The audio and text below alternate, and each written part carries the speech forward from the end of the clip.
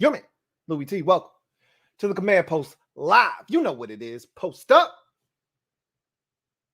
Take command. I, of course, am your Commander-in-Chief, Louie T. Thank you for joining me. Jam-packed show tonight. Got a lot to get to.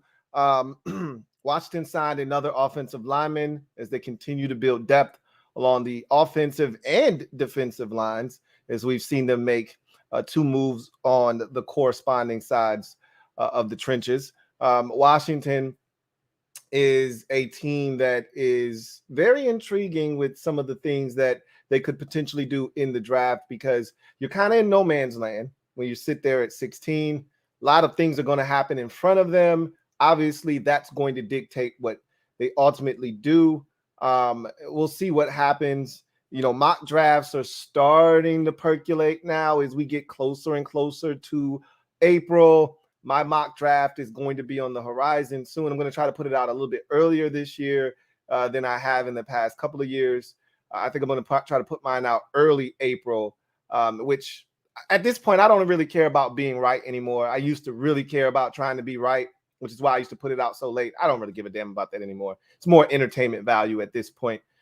Anyway, so you're starting to see things happen. Starting to hear trades, trading back potentially something that Washington may entertain. They did it last year, so we know it's in their arsenal, but that's something that we'll talk about as we get closer and closer to the draft. I told you guys that I wanted to have an open discussion about this offseason and grades and what you think is the biggest need that this team has heading into the draft. As I've said, I don't anticipate any more big moves with this team. The first wave of free agency has come and gone. We're into the second wave now. There's not many linebackers available at this stage of free agency. I feel like the draft is really the only way for them to add any more depth to the roster at that particular position. So I think we've done all the things that we're going to do, anything impactful anyway. We continue to add, little pieces here and there, but nothing impactful. So you already have a sense of what this roster is heading into the draft and what this offseason has been. Wanted to hear from you guys. We'll get to that a little bit later on in the show. I also want to take a trip around the NFC East. You keep your friends close and your enemies even closer.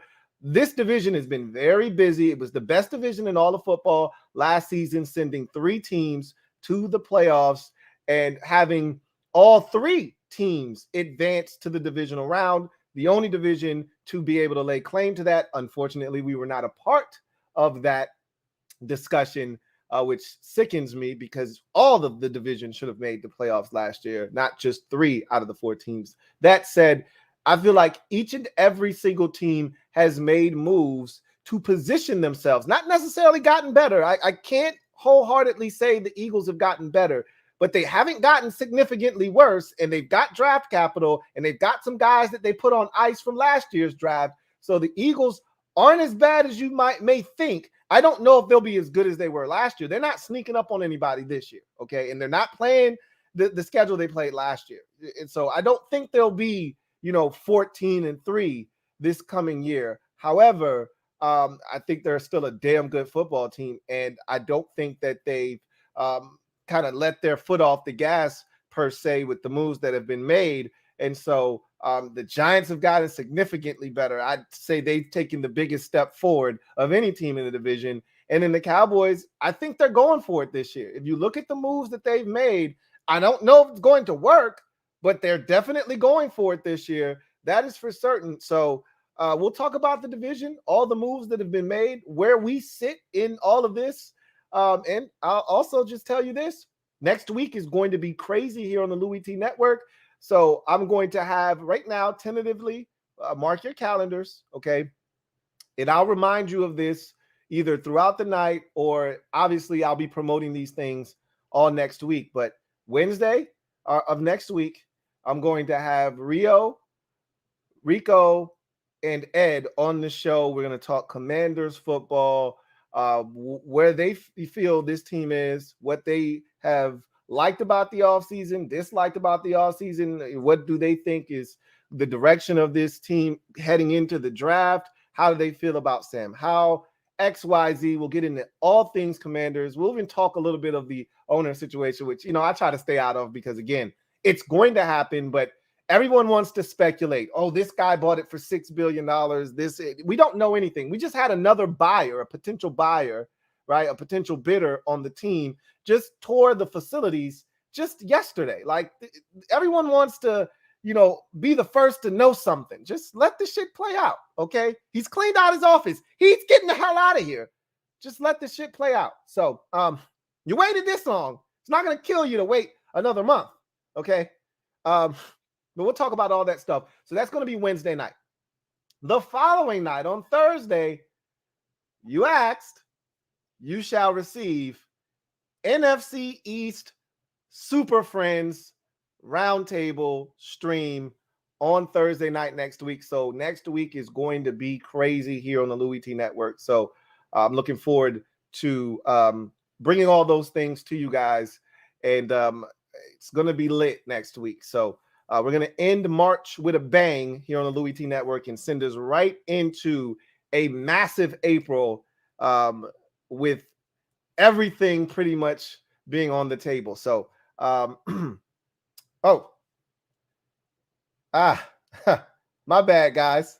I hadn't showed you I hadn't shown anything yet. It was just me running my mouth, flapping my gums. I apologize. I'm sorry about that.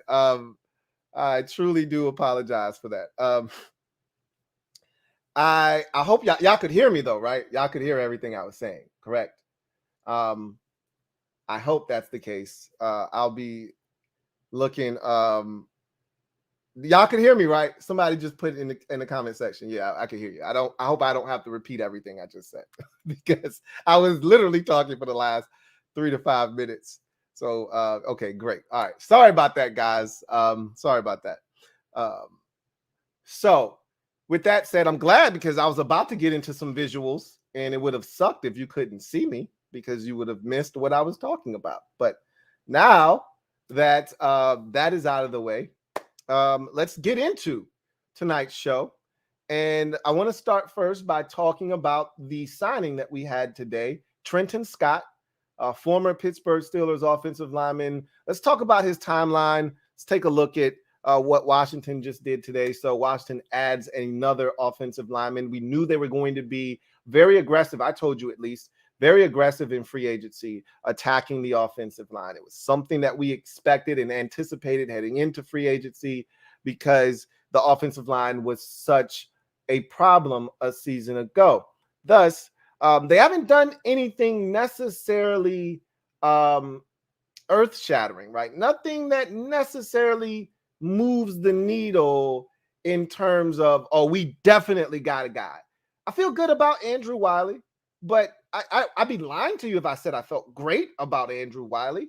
Is it an upgrade over last year's, mess? Absolutely. I think he will add stability to that right side of the offensive line.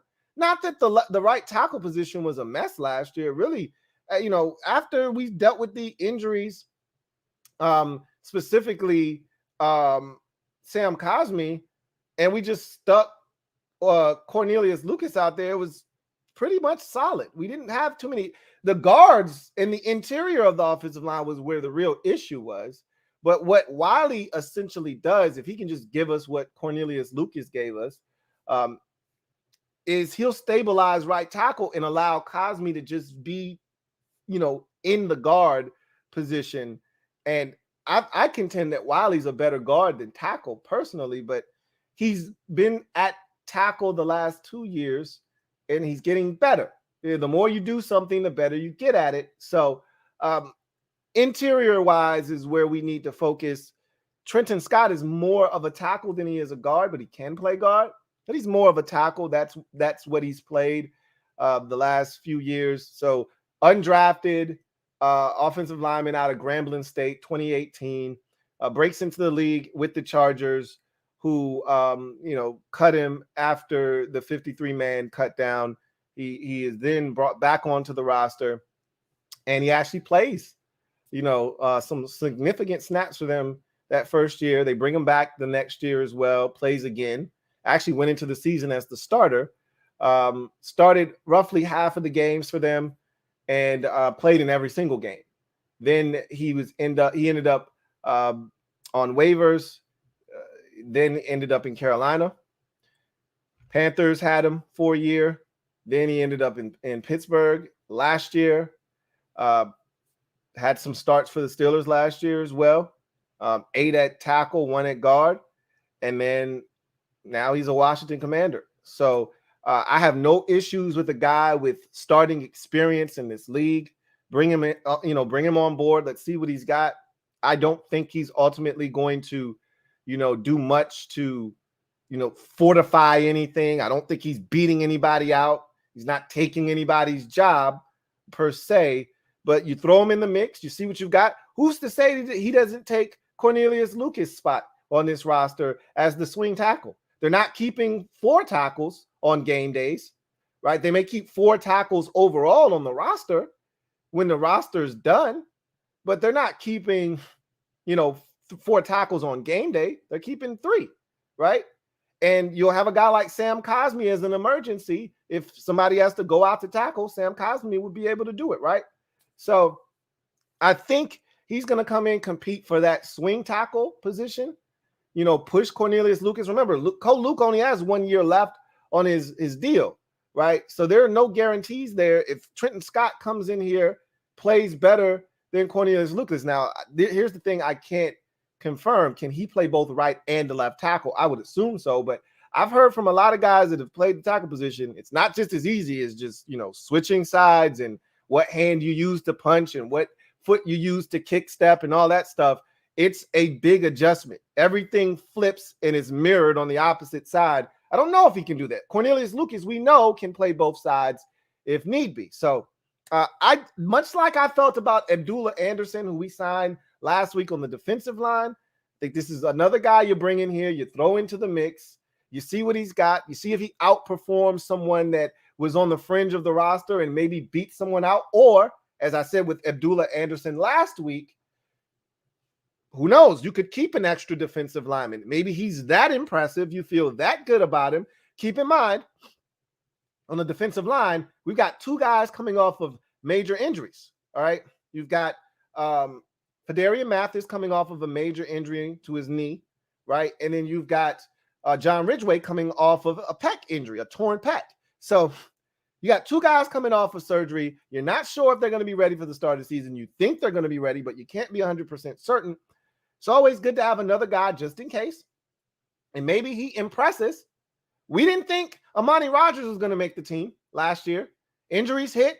He was impressive. He made the football team. You never know in this league. So you throw a guy like Abdullah Anderson in the mix, or you throw a guy like Trent Scott in the mix, and you see what happens. I think that's what they're doing here, just adding more depth. You can never have enough of it to the offensive line. He's a guard or a tackle guard, positional flex guy. Ron loves that positional flex. He's more of a tackle, however, than a guard, and we'll see what happens. He's not going to beat out Andrew Wiley. He's not beating out Charles Leno Jr., but things happen in this league. Things happen. So it's good to have than to not have and be scrambling trying to find something after the fact. So add him to the list of guys that we've thrown into the offensive line melting pot this offseason, and let's see what happens. So that's that situation. Someone said something really funny to me on socials today. I'm going to try to track it down real quick. I think it was on Twitter. Pretty sure it was on Twitter. Here it is from @327 Trilla. All right. T Gross 327 on Twitter wrote, random thought, Lou. Who the hell is our offensive line coach that's supposed to be teaching all of these O-linemen we keep signing? That's a damn good question. I still don't know. As a matter of fact, I'm going to look right now to see if they've made a quiet move there and just didn't tell any damn body, to see if they've done something here. I don't think they've done anything, because nothing gets done without every single beat reporter covering this team retweeting it 50 million times. So I highly doubt that they would have done something without us knowing it, but you never know. So much has been going on with the sale of the team and news breaking with that stuff and free agency. It easily could have slipped right under our noses. Nope. Offensive line is still currently vacant. They have not made a decision. I heard at one point that Travell Wharton, who was the assistant offensive line coach, was going to be promoted, and that may ultimately be what they decide to do. But as of right now, nothing has been decided on the offensive line. That's a great question. We don't have any answers right now. Somebody chastised me the other day for talking about having a new offensive line coach, and he said, well, let me correct you. One, we don't have a new offensive line coach.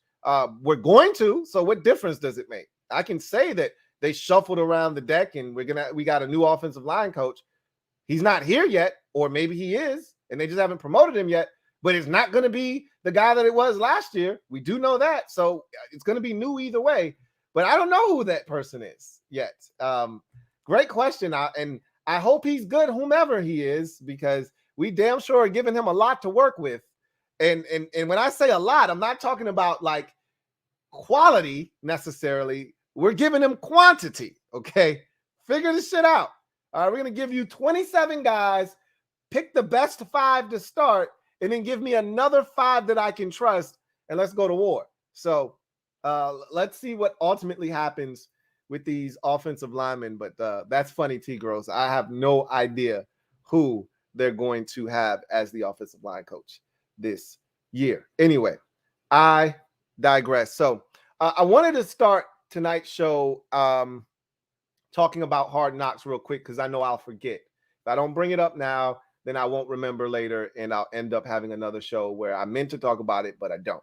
And I brought this up last show, and I did it intentionally because I knew if I brought it up, I would remember tonight. So Hard Knocks is on the table this year for Washington. They're one of 4 teams that is eligible to be forced onto Hard Knocks. Now, remember, there are 3 criteria that can eliminate you from being forced onto the show if you don't want to be on the show. Now, any team can volunteer, right? Doesn't matter if you've been on the show 2 years ago, 5 years ago. If you want to be on the show, you can be on the show. If Dallas wanted to be back on the show again this year and Hard Knocks thought it was a good idea to go out there, they could conceivably be up there again. They were just up there 2 years ago, right? Last year was the Lions. The year before that, it was Dallas. They could be right back up there again this year if they wanted to.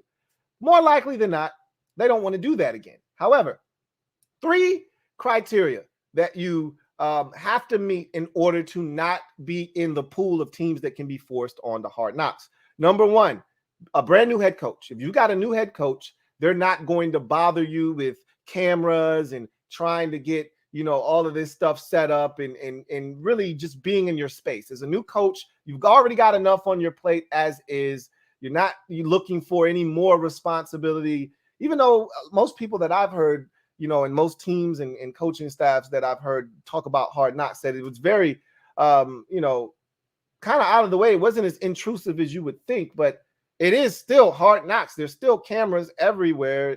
There's still a show being put on, and thus a new head coach doesn't need to really deal with that. So that's number 1. Number 2, if you made the playoffs in any of the last 2 years, so whether it's last year or the year before, if you've made the playoffs in any of the seasons, the last 2 seasons, right? If you made the playoffs in each of the last 2 seasons, or rather, if you've made a playoff appearance in the last 2 years, that's the easiest way to say it. If you've made a playoff appearance in the last 2 seasons, then you are absolved of Hard Knocks responsibilities, right? And then the last thing is, if you've been on the show in the last decade, if you've been on the show in the last 10 years, then you can opt out of being selected, right? So those are the 3 things: new head coach, been to the playoffs once in the last 2 years, or you've been on the show in the last decade. Well, Washington's never been on Hard Knocks, okay? They've never been on the show. So they don't fit that criteria. We haven't made the playoffs in the last 2 years. Made it in 2020 last time, so that's 3 years ago. And Ron Rivera is not a new head coach, so they don't have anything restricting them from being selected. So do 3 other teams. The New York Jets, the New Orleans Saints, the Chicago Bears, and the Washington Commanders are the 4 teams that are eligible to be forced onto the show. Now, anybody, again, as I mentioned, can raise their hand and volunteer. Most teams don't, however. So the thought process is that one of these four teams is more likely than not going to be the team on Hard Knocks this year. My money's on the Jets. If Aaron Rodgers goes to the Jets, what more of a storyline do you need than that? He's eccentric. It's a different environment. You've got the Brett Favre angle. Now Aaron Rodgers is following in his footsteps. The Jets have made a ton of moves. They were a really solid team last year that was just essentially a quarterback away. There's so many moving parts and storylines, and they're working on a deal to have Odell Beckham join that team. There's so much there, right? If Aaron Rodgers goes, which we think is going to ultimately happen, I don't see how the Jets don't end up on Hard Knocks. However, if something were to fall through with that, then all of a sudden that's not as appealing of a show if there's no Aaron Rodgers. Then you would say, well, who's the next, interesting team? I think the Saints are dead last. Derek Carr doesn't appeal. There's nothing there. There's nothing sexy about the New Orleans Saints.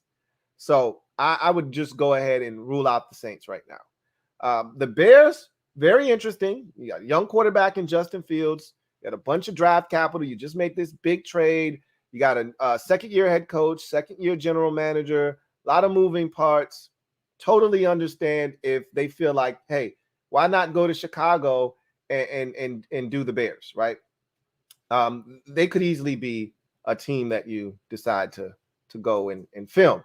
I don't really think there's a lot there, but I can understand why they would decide to go there. And then there are the Commanders, right? And new ownership, right? That in itself, to me, is a reason to want to be there, number one. Number two, you've got a young quarterback in Sam Howell who more likely than not is going to be your starter, but there's a quote-unquote competition that is going to be this summer, which if you're a fan of this team, there's really no competition here to be had. Sam Howell is the starter. As long as he doesn't come in here and absolutely vomit all over himself, he's the starter. And when the season, it's the same thing we said when Ryan Fitzpatrick was signed a couple of years ago. As long as Ryan Fitzpatrick doesn't come in here and absolutely soil himself, he'll be the starter. And it was never really truly a competition. He was the guy. Same thing applies this year. But that's still a storyline that they can follow if they so choose, right? I don't know if there's a young guy that they can follow, but this team has some personalities. Obviously, there's Chase Young. He's coming back from a major injury. That's a storyline that they can follow. He's never met a camera that he didn't like. We've got some characters on this team. Curtis Samuel is one of them. I think Jahan Dotson is a little funny in his own right. So there are enough of those to go around. I think a lot of us would love to see the staff. This is a brand new staff. They've shaken things up. We'd love to get to know some of these guys. I don't know if that's appealing, though, to a mass audience. I think that's more of us just wanting to see some of that stuff. I think this is the first time in a very long time that I am actually on board and in favor of Washington being on Hard Knocks. I'm usually the guy that doesn't want the distraction, doesn't want, anything but ball going on. But I think this year, and maybe because we're getting a new owner and I'm just a little bit more jovial. And at this point, I'm like, it is what it is. Ron's been through this before. He did this whole show with Amazon Prime. I think theirs is called like All or Nothing or something like that. And they followed them during the season. I think that's where Hard Knocks got the idea of, doing an in-season version. They got it from the Amazon Prime version. And I watched it when Carolina did it with Ron Rivera being their coach. And it was really good stuff. And so Ron's done this before. He's been through this. And I don't have a problem with them if they decided to pick Washington. What says you? I think ultimately the Jets have to be the number one choice if Aaron Rodgers goes there. I don't see how you don't go there. If they've got Odell Beckham Jr. and Aaron Rodgers. Case closed. There's nothing else to talk about. But I did think, yep, Robert Parrish says Tressway is a character too. He would definitely be a guy that would be finding those cameras a ton, and that they would want to have, you know, the cameras around a bunch, because he is a guy that is just very charismatic, extremely funny. Obviously, he's got his own show on, you know, the Washington website. So obviously, Tressway would be a guy that would probably be one of the stars of the show. So trust and believe that there are enough guys that could carry it, but the bigger storylines reside in New York with the Jets, or New Jersey with the Jets. And so ultimately, I don't think Washington ends up on Hard Knocks. But I think this is the closest that we've ever been, to be honest with you. I think this will be the closest that we've ever been to Hard Knocks. And if we don't win this year, we'll probably have a new head coach next year, so we won't be on it next year either. And if we do win, then you're a playoff team, and then you don't have to be on it if you don't want to. So I don't think we'll be on it anytime soon, but this is the closest that I think we've come in quite some time. And Mike 8 says, Bieniemy cussing out players on the daily would make for good TV. I want no parts of it, though. That's another guy that I didn't even think of, that didn't even resonate with me, but who would definitely be someone that would be, I think, a must-see TV guy. I mean, last year when the Lions were on, they really showcased Aaron Glenn as the defensive coordinator, and they showcased Deuce Staley as the running backs coach, and those two kind of butting heads. They're best friends, but butting heads during practice, talking shit. You know how that goes during the course of training camp, trying to get the better of the other side of the ball. And I think Bieniemy would definitely be someone that the cameras would gravitate towards in Washington as well. So I think there's enough storylines here to put Washington, if we were ranking the teams, I'd put Washington second. I'd put the Bears third, and I think the Saints are distant fourth. I don't think there's any storylines in New Orleans whatsoever that would make that must-see TV. But I think it's the Jets, and then I think it's probably 4 to 5 steps before you get to Washington at number 2, and the Bears are probably a close third, and then it's probably another 4 or 5 steps before you get to the Saints at number 4. So anyway, I digress. So I want to talk about the NFC East. I want to take a look at the division really quick and just look at the moves that they've made. I always like to keep abreast of what's going on around us. We don't live in a vacuum, right? We do compete in a division against 3 other teams. These teams are very good. They all made the playoffs last year. And to me, 2 out of the 3 teams have gotten better. And one of the teams was already really good. We knew they were going to lose some of their players. They built in a mechanism to help them offset the losses that they were going to incur. I don't think they planned on losing Chauncey Gardner-Johnson, however. That was a big blow, okay? And again, that wasn't their fault. I've talked about this on the podcast already. They tried to bring him back. I don't know how that went off the rails, but it ultimately did. He ended up in Detroit somehow. And I'm glad. Get his ass out of the division, because he was really good for them last year. Not good. He was great for them last year. So get him out of the division. But the Eagles have done pretty good to retain a lot of their guys. They brought in some other guys. So let's take a look at what's going on around the NFC East. We'll start with the team that won this division and made it ultimately to the Super Bowl last year, and that being the Philadelphia Eagles. I didn't even realize they had signed Marcus Mariota to a 1-year deal. I don't know when that happened. I don't know how that snuck by me. But yes, I think he's a better fit for them than Gardner Minshew. Now, I will say Gardner Minshew is a much more prolific passer of the football than Marcus Mariota. But in terms of what the Eagles did offensively last year, Mariota fits better for their offense than that of Gardner Minshew. That said, if anything happens to Jalen Hurts, they're screwed either way. We saw it last year. They lost 2 out of the 3 games that Jalen Hurts did not play in last year. And thus, matter of fact, they lost both of the games that he didn't play in. I think he missed 2 games last year. The Cowboys game, the Saints game, they lost both of them, and Hurts had to come back for the Week 18 game against the Giants to make sure that they clinched the division. If Hurts is hurt, Mariota's capable of filling in, but he doesn't scare anyone, especially as a passer.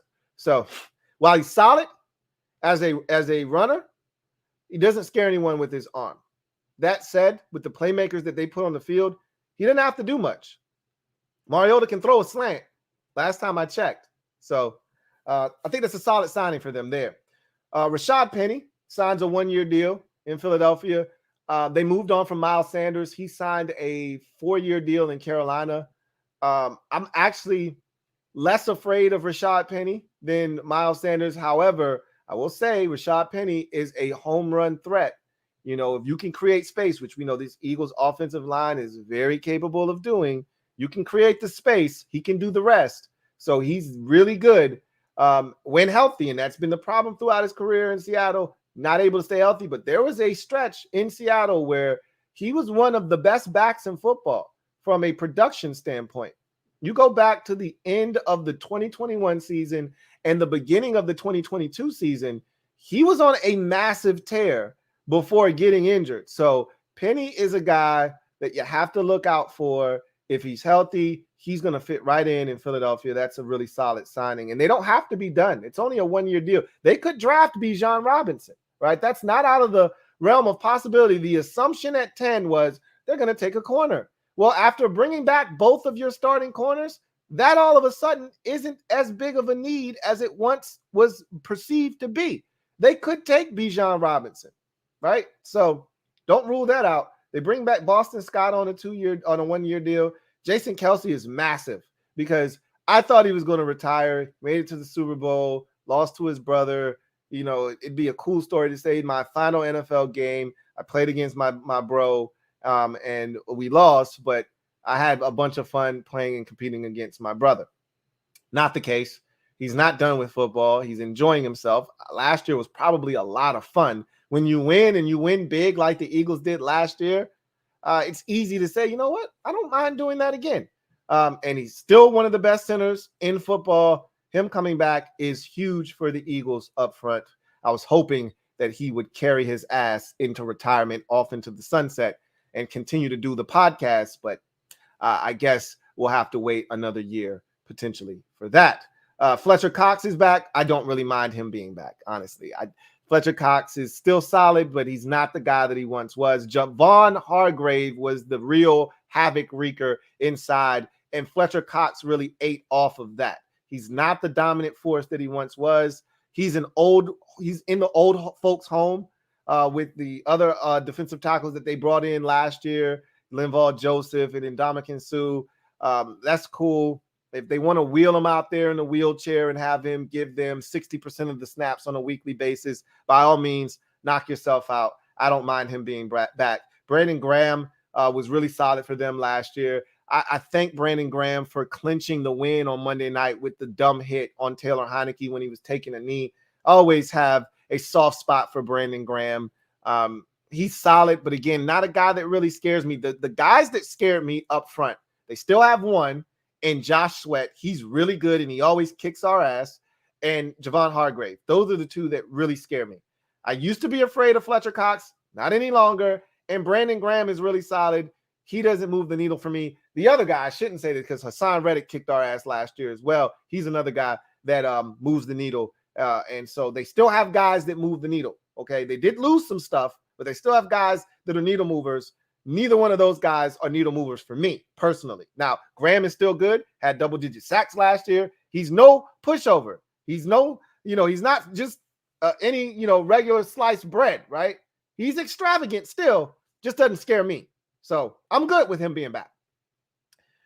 Nicholas Morrow signed a 1-year deal coming over from the Bears.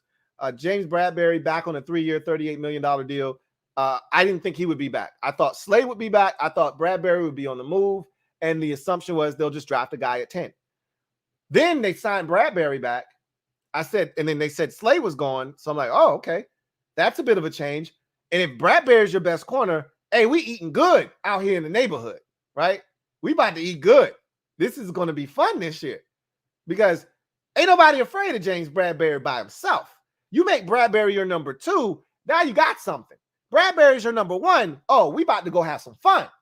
Well, they ended up bringing back Darius Slay. And even though Slay's 32, 33 years old, he's still damn good, right? So bringing back both of those dudes, didn't see it coming, but it's a welcome challenge. We never shied away from it. We still don't. I look forward to the Terry Slay matchups on a yearly basis. Terry seems to get the best of him when those two play. I don't anticipate that changing as Slay gets older, right? Now there's no Chauncey Gardner-Johnson behind him to bail him out like it was last year. So I feel damn good about these matchups. Still doesn't rule the Eagles out of drafting a guy at 10, a young boy at 10, right? But with you bringing back 2 corners, both of your starters from last year, I don't see the Eagles, spending number. And this is a deep cornerback draft class. They don't have to spend number 10 on a corner now. We'll see what they decide to do. Greedy Williams was brought in. That kind of makes me feel like they're definitely not spending number 10 on a corner. That kind of, solidifies it for me. But we'll see what they ultimately decide to do. Another long, active corner that they add to the mix. And then Justin Evans, they bring in. This is more of a reaction to losing Chauncey Gardner-Johnson. And they lost Marcus Epps, who was a huge part of that secondary as well as a hybrid safety / nickel defensive back. Justin Evans is going to come in, play some safety for him. He's not Chauncey Gardner-Johnson. He is solid, but he's not a needle mover. And so that's a huge loss. If they had got Chauncey Gardner-Johnson back with all these moves that they've made, I'd say this is a hell of an offseason for the Eagles. Losing Chauncey Gardner-Johnson and Javon Hargrave and TJ Edwards, which you knew you were probably going to lose TJ Edwards, which I wasn't really tripping about him. It was Javon Hargrave, which I knew they couldn't afford to do, and Chauncey Gardner-Johnson. I thought that Chauncey Gardner-Johnson would be back. He wasn't. And I feel good about all the losses that the Eagles have. This is a solid group that they've brought back, and they have draft capital, right? And they have some guys that they drafted last year that really didn't have to play that'll get an opportunity to play, i.e. the defensive tackle, Jordan Davis out of Georgia, really didn't have to play that much last year. Now he's going to probably be your starting defensive tackle next to Fletcher Cox, right? They drafted the linebacker out of Georgia last year, really didn't have to play because they had guys. Now all of their linebackers from last year are gone. All right. Kaiser White, he's now in Arizona. You got TJ Edwards now in Chicago. So now, that linebacker that we all thought was a first-round pick last year that they got in the 3rd round, now he's going to get a chance to play this year. So they got some built-in stuff as well. Don't discount the Eagles. I don't think anybody was anyway, but they're still really, really solid. Are the Philadelphia Eagles, and they had a really solid offseason. So they're still in the position to repeat as NFC East champions. It probably won't happen because, as we know, there hasn't been a repeat NFC East champ since 2003, 2004. Coincidentally enough, the last time it happened, it was these Eagles. Maybe they can break that streak and be the first team to do it in damn near 20 years. I don't think that's going to happen, but we shall see. Dallas Cowboys finished 2nd in the division last year, won a playoff game on the road at Tampa Bay, lost in the divisional round to the San Francisco 49ers. Here's what they've done this season to this point. They brought back Cooper Rush, which I thought was mandatory. I didn't even understand why it took as long as it did. He shouldn't have even been dangled out there in free agency. He should have been signed while he could be, talked to exclusively by Dallas. He should have never made it to free agency, but they get it done, and he's back in Dallas. They signed Ronald Jones at running back. Remember, Ezekiel Elliott has been released. They said he's narrowed down his search to 3 teams. The Jets, the Bengals, and the Eagles. So we may be seeing an old friend back in the division wearing different colors. That would be interesting if the Eagles decided to go and get a guy that has been a nemesis for them for quite some time to bring him on board. I'm not afraid of Ezekiel Elliott. I've been telling you guys that for the last 2 years now. So if he went to Philadelphia, good riddance. Good for him. I don't give a damn. Behind that line, though, he could be problematic. You give him a full head of steam, who knows? But I'm still not that. I'm still not afraid of Ezekiel Elliott. We'll see where he ends up. I think if he were smart, go back to where you played your college ball, back in the state of Ohio with the Bengals. They're on the cusp of doing something maybe great. And you're loved and cherished there as a former Buckeye. They moved on from Samaje Perine. I don't know what's going on with Joe Mixon. I think that'd be a great opportunity to go there if you're Ezekiel Elliott, but we will see. Tony Pollard back on the franchise tag. We know what he is and what he brings to the table. I still don't rule out Bijan Robinson because Ronald Jones is solid, but it doesn't mean that you can't upgrade the position. To me, Pollard is at his best when he's in that Alvin Kamara role. Like, I can be the guy, but I prefer that you had another back take some of the load off my shoulders so I can be at my best. It's not that dissimilar from a defensive tackle. You want to have a rotation so your guy isn't playing 85, 90% of the snaps like Washington had with their defensive tackles. You'd like your defensive tackle to be playing 65, 70% of the snaps. That way he's fresher, can be more dominant when he is in the game. I think that's how I view Tony Pollard, right? I would like Tony Pollard to be my, focal point of the running back position, but I'd also have a guy that would offset him. And if need be, he could be 1A, 1B with somebody. You're not doing that with Ronald Jones. If that's the best the Cowboys can do as a backup to Tony Pollard, Pollard will be seeing the bulk of the carries. And I don't know if that will water him down any, because when he got the lion's share of the touches, when Zeke was out last year, he was phenomenal. And I would argue that's when the Cowboys offense was at its best in some of those games where there was no Zeke Elliott and Tony Pollard had to carry the load. You think about the Minnesota game. You think about the game against the Bears. These were games where the Cowboys were really effective, and a lot of that was Tony Pollard. So I digress. Anyway, here are the big moves for Dallas. Brandon Cooks was acquired in a trade from the Houston Texans. What was the one thing the Cowboys did not have a season ago? A number 2 option opposite of CeeDee Lamb. They could move CeeDee around, put him in the slot, put him at X, put him at Z, but it was CeeDee Lamb. And then it was the tight end, right? Dalton Schultz. Those are the 2 guys that you were really concerned about. You weren't worried about Michael Gallup. You weren't worried about T.Y. Hilton when he came to the team later on in the season. James Washington, as our guy Law likes to say, never materialized and ended up getting released. They had nothing at receiver outside of CeeDee Lamb. So what do? You go and fortify that position. You go get a stud, bona fide 1,000-yard walking machine, right? Like, it doesn't matter where Brandon Cooks goes. He's been on 97 teams in the league already, all right? And everywhere he's gone, he's had 1,000-yard seasons. That's just what he does. Doesn't matter who the quarterback is. Doesn't matter who he's got around him. Doesn't matter if there's a legit running game or not. Brandon Cooks is going to, if he's healthy, he's going to get you 1,000 yards receiving. So now they have a legit number 2 option across from CeeDee Lamb and Brandon Cooks.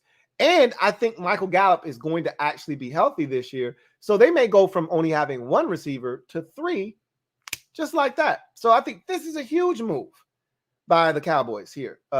Cooks is going to be 30 when the season starts. He's no spring chicken. He's got a history with concussions. So anything can happen. But if he's healthy, he's a problem. All right. Stephon Gilmore, acquired in a trade from Indianapolis. Again, another 30-something. He's 32 years old. No spring chicken, but he played really well for the Indianapolis Colts last year. Am I worried about Stephon Gilmore? No. I think he could get cooked just like Darius Slay can in Philadelphia and all these older corners. Like I've said, the cornerback position, no country for old men. They're trotting out old boys at the cornerback position. I'm ready to do them. Pause. However, don't disrespect Stephon Gilmore with no bullshit, because he'll send it the other way, right? So this is a good move. The same thing we just said about CeeDee Lamb. They didn't have a guy opposite. Same thing we can say about Trayvon Diggs. Didn't have a guy opposite. I'm not afraid of Trayvon Diggs. He gets work too, right? However, he's good enough that if you can go away from him to someone like Anthony Brown, that's what you're going to do, all right? And it got so bad at the end of the season, they had so many clowns on the opposite side of the field, they were just trotting dudes out there. It got so bad at one point, I think at the end of the year, towards the playoffs, I think they went and signed Xavier Rhodes and even gave him a twirl out there at corner to no avail. All right. There's a lot of funkiness going on. So you clean that up by bringing in Stephon Gilmore. We saw the guy, Deron Bland, last year at nickel, killing it, right, for the Cowboys. He probably had like 4 or 5 interceptions last year. So if you add Stephon Gilmore out there and you got Trayvon Diggs, you got Bland, you have a complete cornerback group if they're healthy. You know, I love Donovan Wilson. They re-signed him. I told you that was one of the guys that I really liked at the safety position. Their secondary is legit. All right. Speaking of Donovan Wilson, re-signed him to a 3-year deal. They brought back Leighton Vander Esch, and they brought back Dante Fowler Jr. as well. This is a really good offseason for the Dallas Cowboys. I feel like they're going for it. When you bring in a 32-year-old corner and a 30-year-old wide receiver, you're saying my window is closing. I better go and get it now. All right. And because CeeDee Lamb isn't getting any younger, and at some point you're going to have to pay him, right? You've already paid Michael Gallup. You know, you're still paying, you've paid a lot of guys on the offensive line. You know, you just had to move on from Zeke. You're trying not to pay Tony Pollard, but something's going to have to get done there eventually, or you're going to have to move on, which is why I wouldn't rule out Bijan Robinson being selected by Dallas, because who's to say that Tony Pollard is going to get the money that he's looking for next year? That's why he slapped the franchise tag on him. You know, there's only so much money to go around. That's why I think they're going for it this year. When you sign some 30-somethings at critical positions, you're going for it. And with the NFC being wide open the way it is, I don't blame them. I do not blame Dallas. I think this has been a really solid offseason for them. And then you finish up with the Giants. And to me, they're the most improved team in the division. Keep in mind, last year was supposed to be a rebuilding year. Well, they won 9 games in a rebuilding season, made it to the playoffs, and won a playoff game on the road at Minnesota. That was our playoff game that we were supposed to win. We were supposed to be the ones going to Minnesota and winning, not the Giants. But they did that, and they did that with a roster that you couldn't have paid us to take and watch on a weekly basis, okay? That was all coaching last year. They had no talent on offense, especially other than Saquon Barkley, and now they're loaded on offense after just one offseason. And if Daniel Jones continues to improve upon what he did last year with the weapons they've surrounded him with this year, look out for the New York Giants. Let's discuss. So obviously, Daniel Jones gets the 4-year, $160 million deal. That allowed them to slap the franchise tag on Saquon Barkley, so we could get that out of the way quickly. They bring on board Paris Campbell, a guy that I think a lot of us liked coming out of Ohio State. Even a few Washington fans said, hey, what do you think about Paris Campbell? He's a free agent this year. I'm like, he's cool, but I don't think that's a guy that they'll be looking at. He's De'Ami Brown for us, right? You know, a guy that can stretch the field. I think he's a little bit shiftier than De'Ami. He's a guy that you can get the ball to in jet sweeps and screens. We don't necessarily do that with De'Ami. We just tell De'Ami run straight really, really fast. However, he's very similar in that regard. He can run, right? But he adds an element that I felt like the Giants were lacking last year, which was the verticality element. They couldn't stretch the field vertically. Everything that the Giants did really revolved around, 10 to 15 yards and in to the line of scrimmage. You really didn't have to defend the Giants pushing the football down the field, which made them very efficient. Daniel Jones in the first game we played against them, he was 13 of 13 at one point. His first incompletion was a spike of the football right before halftime. But it's because there's a lot of dinking and dunking, right? A lot of short passes. But they didn't have anybody really other than Darius Slayton to stretch the football field vertically. So now they do in Paris Campbell. And they're going to get another guy back in Wan'Dale Robinson, we assume, from injury. That'll also be another guy that'll help them potentially stretch the football field vertically. So you get Paris Campbell. They signed Jamison Crowder today.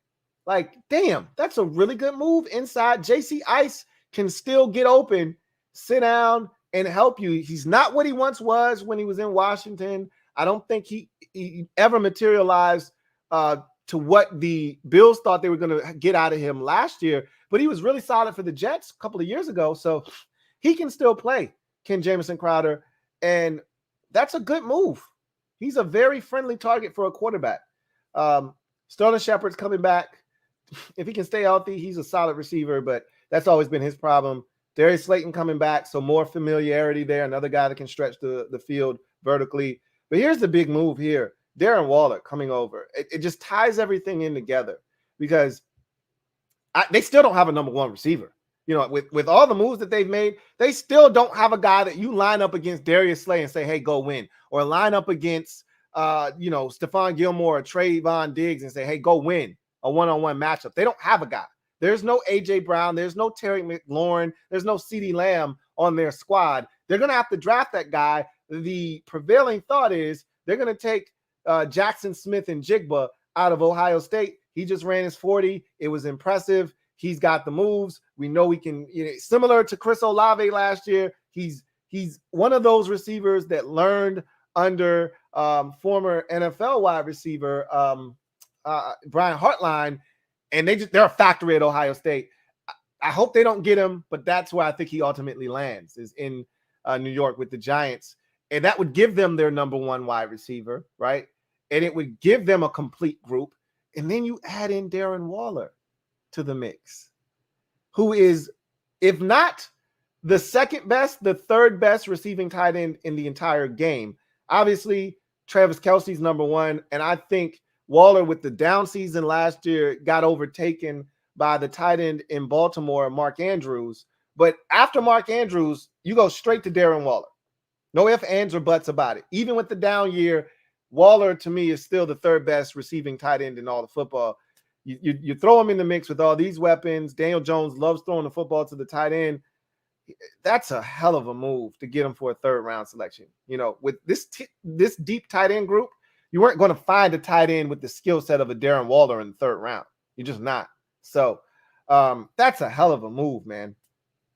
Rakeem Nunez-Roches is a very underrated, low-key signing that I love. Going to give them some good depth on that defensive line. They've already got two studs inside on that defensive line, and Dexter Lawrence and Williams. Now add in Rakeem Nunez-Roches, and it gives them the depth that they probably lacked when they had to go to their bench a season ago.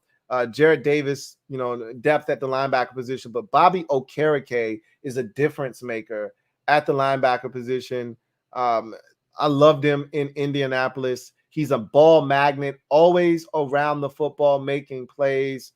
He's going to play well in a defense that has been very well coached the last 3 years or so. Good defensive line, good secondary, and now the linebackers are going to benefit from that, and Okereke could be one of the biggest beneficiaries. That's a great move there. They just signed Amani Oruwariye from the Lions. That's a good move. He's not a great corner, but if he's your third best corner on your team, you're doing something right, okay? So he's going to come in. He's probably going to have to start, though, because remember, they were starting guys like Fabian Moreau last year in New York. So if that's who you're starting, then I would assume Amani Oruwariye is going to come in and probably start. But he's a damn good corner. Just a couple of years ago, he had like 4 or 5 picks. Like 2021, I think he had like 4 or 5 picks in a season. Like, this dude's no slouch, man. So that's another, again, much like Rakeem Nunez-Roches, another low-key, under-the-radar signing. I would have loved adding a guy like Amani Oruwariye to the mix. That's a hell of an offseason for the Giants, man. Right now, just based off of the moves that have been made, we are the worst team in this division.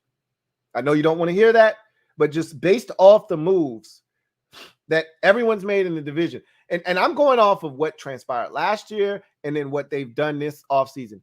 Because we didn't make the playoffs, we're starting from the bottom. We have to work our way up, all right? Because everybody in the division, and you don't have to love Daniel Jones, everybody in the division has an established quarterback. Now, if you ask me, by the time we get to the end of the 2023 season, our guy's going to climb to, at no worse, the third best quarterback in this division, maybe the second best, depending on how Dak is playing.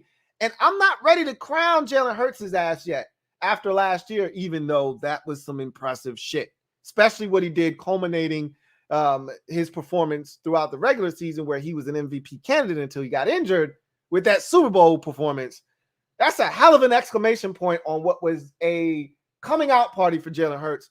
I don't want to crown his ass yet. If you want to crown him, then crown his ass. I'm not ready to crown him, but I'm damn close. I'm damn close.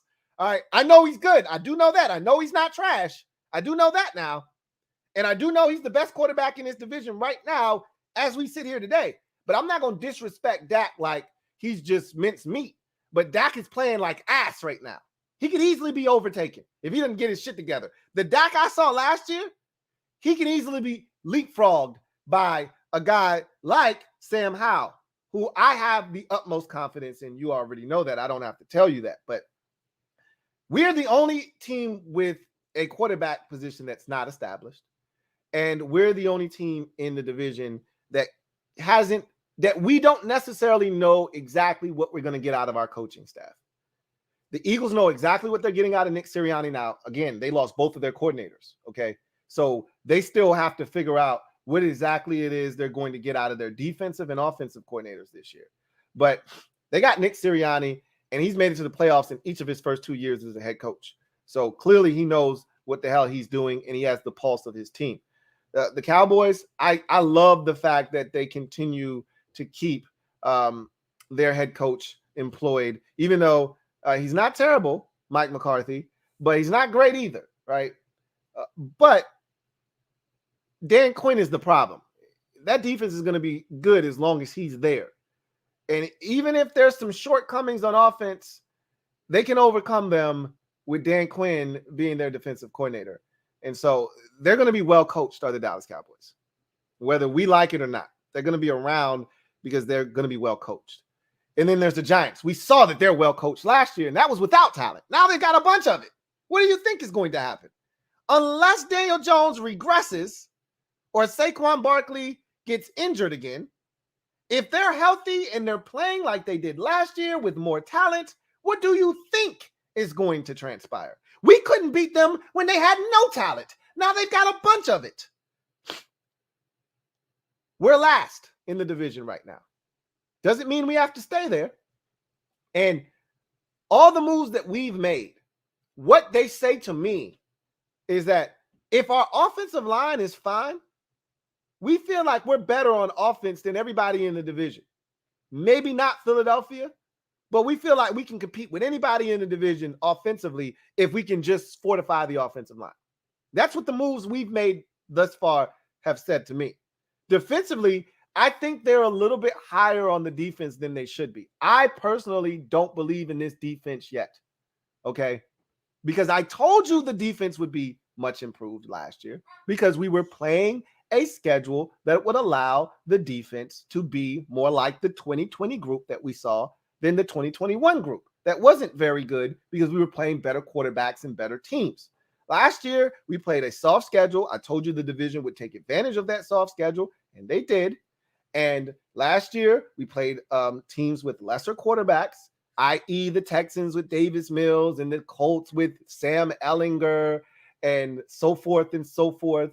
Like, we had opportunities to get off on teams last year, and we did for the most part. We took advantage of the opportunities to beat up on teams that weren't very good. We took advantage of the Packers who were struggling with Aaron Rodgers, and we took advantage of teams that actually aren't that bad, but Marcus Mariota played for the, Atlanta Falcons last year. Like, I mean, these are the teams we played. These are the quarterbacks that we played against last year, and we were better. I don't believe in this defense yet, all right? I believe in our defensive tackles. I think our ends are good. I need to see great from them. I know what we got at defensive tackle. I still don't know what the hell's going on at linebacker. The situation at corner and our secondary, still a big question mark. I don't believe in this defense yet, okay? Because of that, I don't really know if I can feel 100% certain about our standing in this division and us climbing up the ranks per se, especially with what the rest of the division has done. That said, there's a draft that's going to take place. I love our talent on offense, and I feel good about Sam Howell.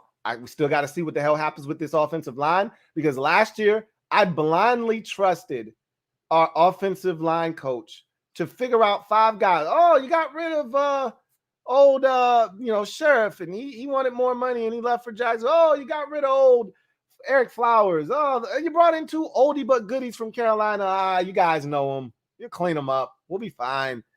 I was wrong, and I'm not doing that this year. The only thing I feel really good about is the skill positions on offense and Sam Howell. I still don't know what the 5 guys in front of him are going to do yet. I don't even know who the 5 guys are going to be. There's a debate right now, and I've looked at several different pockets of people having discussions on who they think the 5 starting offensive linemen are going to be. And I've heard like 5 different combinations. So I don't even know what the hell's going to happen. Because remember, we still have an issue that hasn't been resolved at left guard. Andrew Norwell is still on the damn roster. And, Ron sometimes loses his damn mind and thinks that Norwell is playing well. And there's this blind loyalty sometimes that Ron has with ex-Carolina Panthers. And I'm looking around and saying, why is he still here? Get him the hell out of here. But he's still here. And that means that he could conceivably still start at left guard. Now, I've heard, combinations where it's Leno going from left to right. Leno, Chris Paul, Chase Roulier, Sam Cosmi, Andrew Wiley at the right tackle. I've heard combinations that have Charles Leno, Andrew Norwell, Chase Roulier, Sam Cosmi, Andrew Wiley. I've heard a combination that went Charles Leno Jr., Nick Gates, Chase Roulier, Sam Cosmi, Andrew Wiley. So I told you, I've heard like 4 or 5 different combinations. You can keep playing around with it all you like. You can take Wiley, move him to guard, Sam Cosmi out to tackle. You can take Nick Gates, put him at center, stick a different, Chris Paul at guard. You can stick Nick Gates at center, stick Andrew Norwell at guard. Like, there's so many combinations we can play around with. You could get to probably like 11 or 12 different offensive line combinations if you just played around with the 7 or 8 guys that we think are in the mix to be potential starters. So, shit's crazy. I don't know what to make of it. Anyway, I digress. I'm just telling you, the division has gotten better. We fortified our biggest weakness from a season ago. How much so is the question, which is the offensive line. I can tell you this right now. If Sam Howell is what I think he is, hence the hat, hashtag NHO, New Howell Order. If he is what I think he is, then everything that I just said, throw it out the window, because better play at the quarterback position catapults this team up to at no worse than second place. Right? Unless Dallas gets all-pro type play out of Dak Prescott. Dak Prescott wasn't terrible last year. He was terrible in the turnover department. But they scored 50 points, 2 or 3 times last year, or 40-plus points. Like, they were killing teams at times last year. There's not that much room for growth in terms of, he could bring the turnovers way down, but that offense was prolific at times last year. They're blowing teams out. There's none of that going on in Washington.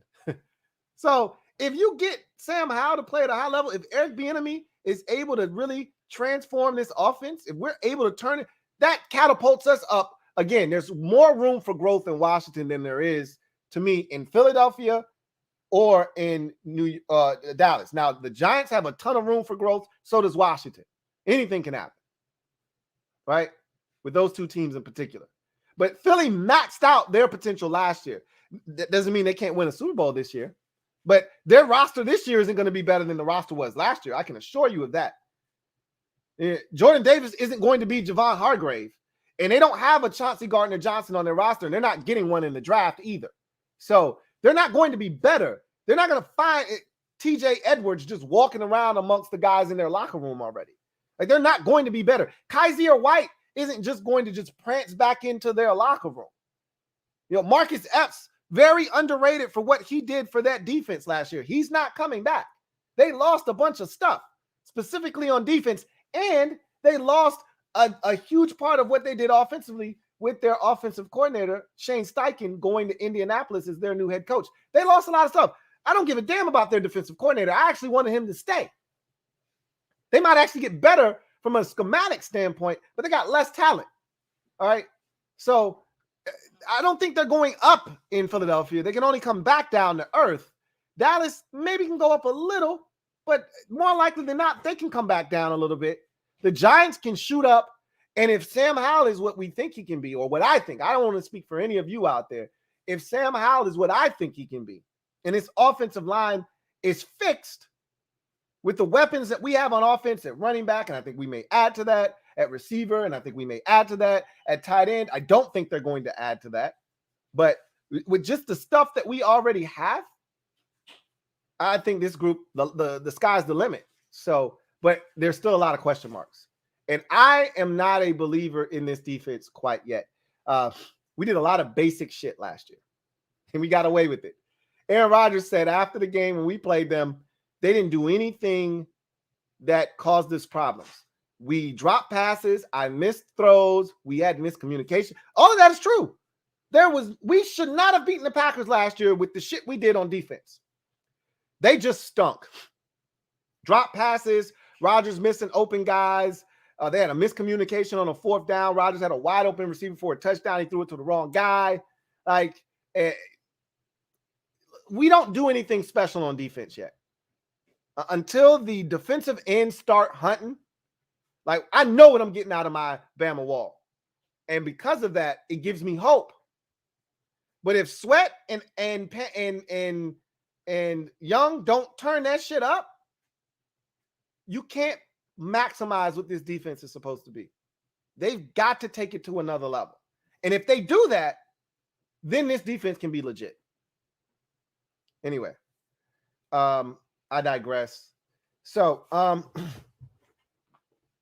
let's get into your comments.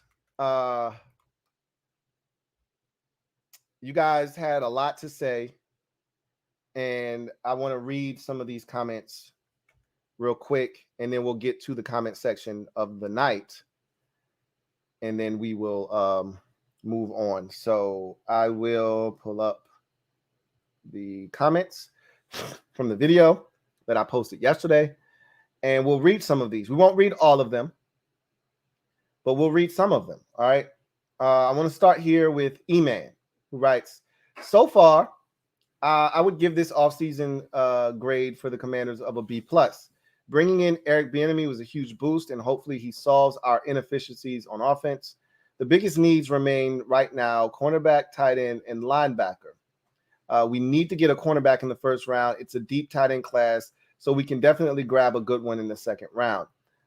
So he says corner is the first need, tight end is second, and linebacker is third. I just don't see how tight end is that high on the list of needs when we've got 4 guys already that they like, and maybe 2 or 3 that they love, and another guy that I don't even bring up as often, but I always mention him because he's a part of this group in Hodges. I just don't see how you could view it that way, but the team isn't viewing it that way. I'm just telling you that. But it is definitely a deep tight end group, and if they were looking, they could get something in probably even day number 3, early day 3. You could still probably find quality at tight end, but I don't think they'll be looking. I really don't. Between Logan Thomas coming back, year 2 of both Cole Turner and Amani Rodgers, and then John Bates being just the calming influence on the rest of the room, and then Hodges on the outside looking in as a guy that they liked last year. I don't really see how you could think that the tight end position is going to be something that they work on, but we'll see. Steezus Flapjack writes, B, 84%. So he actually gave us a percentage grade. I love it. Ron finally turned the rusty gears in his brain and realized Turner couldn't call an offense. Moving on from him was already a step in the right direction, but retrieving Eric Bieniemy, someone we thought was unreachable as a prospect, was an even greater feat. As some members of our staff moved on to better opportunities, others were released and replaced with new young minds, something unheard of during Ron's tenure. We somewhat addressed holes on the offensive line, linebacker, and cornerback positions. Howell met his competition for the starting spot in Jacoby Brissett, and we've extended valuable players like Payne and Revo. It's surprising we haven't approached Rouillet or Thomas with restructured contracts, but the offseason is far from over. My greatest concerns point to linebacker and corner. The depth of the two positions are still lacking, and the addition of Dantzler and Barton aren't anything to write home about. Center and quarterback are under the radar, but seeing as both spots seem to find themselves injured at some point during the regular season, that could become a problem sooner rather than we expect. That's a great point. Hopefully, most of these issues will be addressed come the draft and the second wave of free agency. Nevertheless, the offseason has been better than most, and I'm excited to watch everything come to fruition in the next few months. Love that comment from Steezus. Flapjack. Going Commando writes, sorry in advance for the length of this, Lou. Pause. Grade, a B+. For the fact we addressed practically every position of need in some form. Cornerback, offensive line, linebacker, backup quarterback. We did this early with a clear plan of execution. We also didn't just tag and lose a player as we tend to do, but we actually re-signed Payne and did it quickly before the market value went up. Brought back core depth pieces like the likes of DJ, All-Pro Revo, Larson, and Obata. Losing Holcomb and Sims doesn't move the needle for me. To me, they're replaceable. TH4 needed to go to avoid the cult part of this fan base screaming for him if Howell struggles. Dumping Turner and getting EB is the cherry on top. Only reason it's not an A is simply that the players signed are solid starters / depth, but not absolute difference makers. Granted, there's only so much cap space. We would have liked restructures of Thomas and Rouillet, if not cut in terms of Rouillet, but that could be coming later, hopefully along with a curl extension. Lastly, we aren't allowed an A until Danny Boy is gone. Biggest need is still corner and offensive line. Free agency didn't add enough talent to warrant not using a first on either position. Seeing as Juice can't seem to stay healthy, Fuller only plays the second half of the season, and cornerback is still one of the most important positions on a football team. It's still cornerback 1A for me, offensive line 1B. Can't have enough good corners, and there's a good chance one falls right around 16, considering how deep this class is. That's another great comment there from Going Commando. And I just want to piggyback off of something he said and Steezus Flapjack said, and that's the restructuring of some contracts. I don't think they're going to do anything with Logan Thomas. I'm surprised they haven't done anything, though, with Chase Rouillet. I would have thought they would have done that sooner rather than later just to free up some money. They've talked to several guys in free agency, and I don't know if there just wasn't enough money there, whatever the case may be. But, you know, freeing up some funds might have been able to help you secure a guy like Drew Tranquil or someone like that. I don't know. But at the end of the day, either they're going to do it or they're not going to do it. I don't know if they're going to restructure Thomas, though. I think Rouillet is a prime candidate for a restructure, however, but we will see. I agree with everything you said about cornerback, how you definitely should still be considering taking one in the first round. If one falls, one of the big three at the cornerback position, if you really like those guys, you should be taking one at 16 if they fall to you.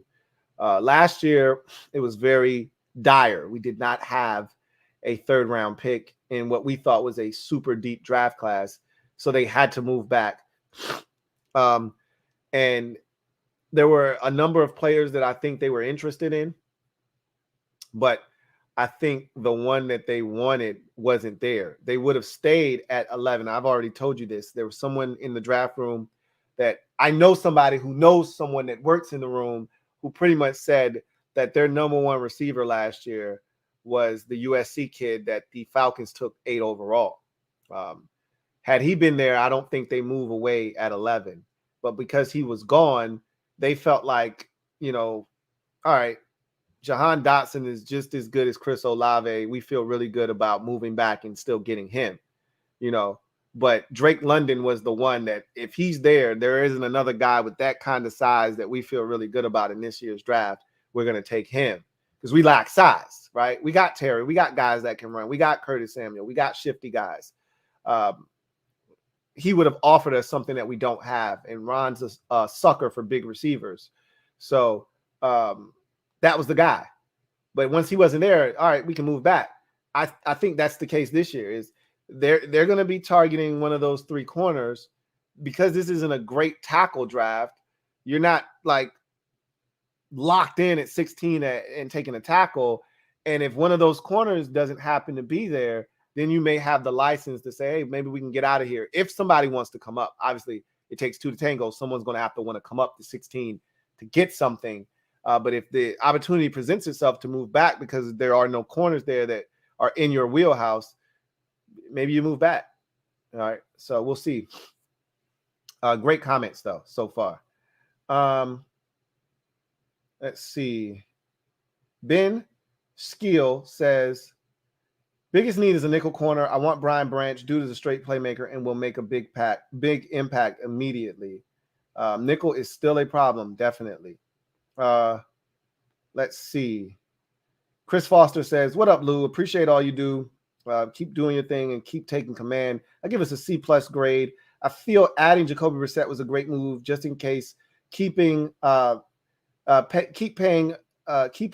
paying, great move. And we signed a couple of role players that when called upon can do specifically what the old free agent, and he says, if the old line free agents work out, again, no big names, but solid pieces all the way through.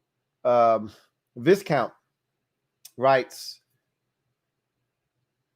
hey, Lou, our biggest needs going into free agency was actually re-signing Daron Payne, as this was the domino that was going to determine how much we could spend on filling some of the holes. While there were no big splashes in free agency, I think the front office did a sound job, as do I. There were holes on the offensive line, big hole, and at linebacker and corner, and the team addressed all of these. My feelings are that we have done just enough in free agency that we don't have to reach to fill a big need and that we can draft a BPA, which is what Ron said he ultimately wanted to do. That said, I still feel like we need to draft O-line, linebacker, cornerback, and these are our biggest needs. We certainly need to we need to draft a running back to replace JD, a wide receiver to improve kickoff return, and I think it would be prudent to pick up a young edge as you don't know what will happen to Chase and Montez moving forward. In an ideal world, I would like to see a backup quarterback and a kicker, as I have my doubts about Joey Sly. That's 7 positions. We only have 8 picks. Despite it being a deep tight end class, I really think we have to pass at this position this year, unless, of course, they trade back and pick up extra picks. Assuming that is not the case, my picks would be as follows. Round 1, elite corner or tackle. Round 2, corner, offensive line corner or linebacker, depending on who we pick round 1. Round 3, linebacker or edge. Round 4, edge, offensive line depth. And rounds 5 through 7, running back, quarterback, wide receiver, kicker. Okay. We've talked about a lot of these things. I think we kind of see a lot of things in a similar light. I would bring in someone to compete with Joey Sly. I wouldn't necessarily be looking to replace him. I think Joey Sly is actually a really good kicker, and I think he'll settle down this year, but I wouldn't just crown him as the starting kicker next year. I would definitely bring in a young kicker, an undrafted guy out of college with a big leg to compete with Joey Sly and see how he handles the pressure of having another guy, looking over his shoulder, because he missed, while he had a hell of a game against the Eagles and we don't win that game against the Eagles without him, he missed a lot of kicks that he should have made last year. And he didn't miss a ton of kicks, but it's when he missed. He missed a kick against Dallas in week 18 where you're like, dude, you can't miss that kick, right?